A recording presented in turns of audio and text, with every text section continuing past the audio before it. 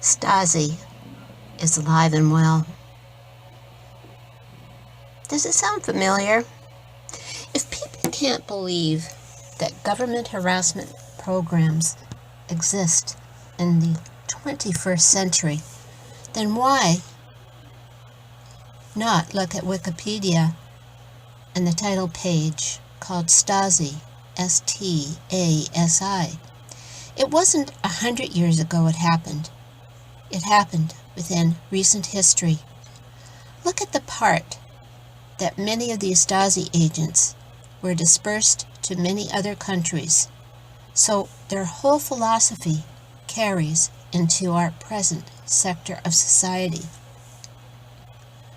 So rather than me dictating the whole thing, let me just tell you a bit. A very brief history. It was in East Germany, and it was run by the Ministry for State Security.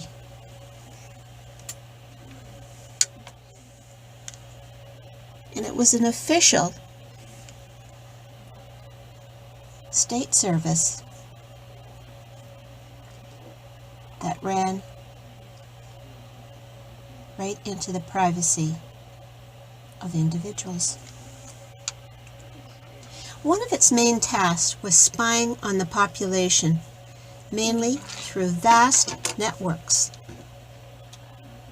of citizens turned informants, and fighting any opposition by overt and covert measures, including hidden psychological destruction of dissidents.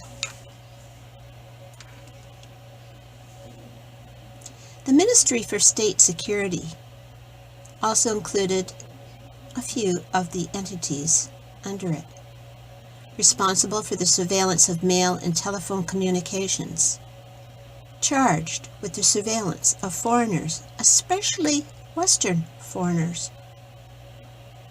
But listen to this. They have their own penal system to facilitate its mission of enforcing the political security of East Germany.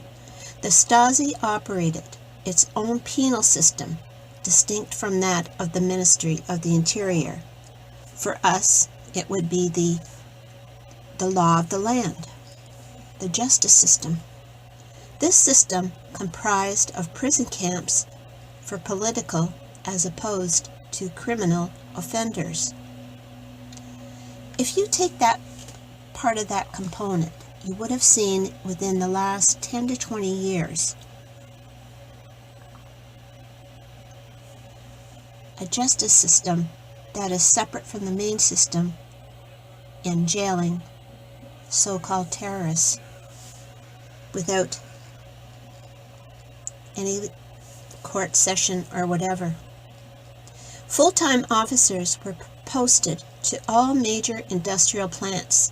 The extensiveness of any surveillance largely depended on how valuable a product was to the economy, and one tenant in every apartment building was designated as a watchdog, reporting to an area representative.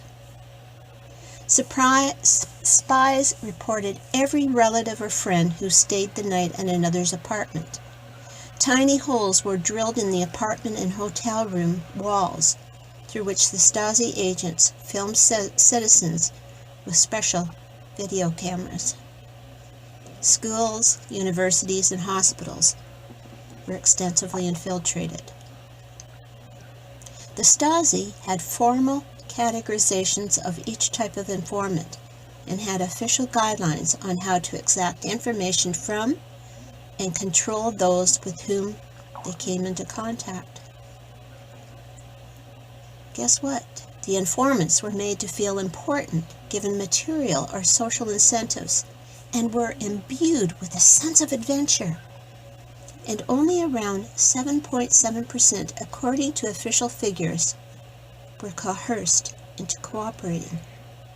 A significant proportion of those informing were members of the SED. To employ some form of blackmail, however, was not uncommon. A large number of Stasi informants were tram conductors, janitors, doctors, nurses, and teachers. The Stasi perfected the technique of psychological harassment of perceived enemies. By the 70s, the Stasi decided that their overt persecution was too crude and obvious, so they realized that psychological harassment was far less likely to be recognized for what it was, so its victims and their supporters were less likely to be provoked in active resistance, given that they would often not be aware of the source of their problems or its exact nature. It was designed to sidetrack and switch off perceived enemies so that they would lose the will to continue any inappropriate activities. The sidebar to this, in the present sense of the word, all the tactics that the agents or the informants of the current regime of government harassment is to disrupt your day-to-day life. Whatever quality of activity you seek for yourself, they want you to be sidetracked from it. Tactics employed under the Stasi generally involved the disruption of the victim's private or family life. It included psychological attacks, breaking into homes, and subtly manipulating the contents in a form of gaslighting, moving furniture, altering the aiming, the timing of an alarm, removing pictures from walls, or replacing one variety of tea with another. Other things were property damage, sabotage of cars, purposely incorrect medical treatment, smear campaigns, including sending falsified, compromising photos or documents to the victim's family, denunciation, provocation, psychological warfare, psychological subversion, wiretapping, bugging, mysterious phone calls, or unnecessary deliveries, even including certain things, maybe of an intimate nature, that they couldn't figure out what was going on. And what was the aim and result of this? Well, it states it this way: many thought that they were losing their minds and mental breakdowns and suicide could result. At this point of the game, the current regime of government-sponsored harassers or informants, their ultimate goal is for you to act out, to deem you crazy, or institutionalize you or put you in jail if you've committed a crime through a setup. Sounds familiar, doesn't it?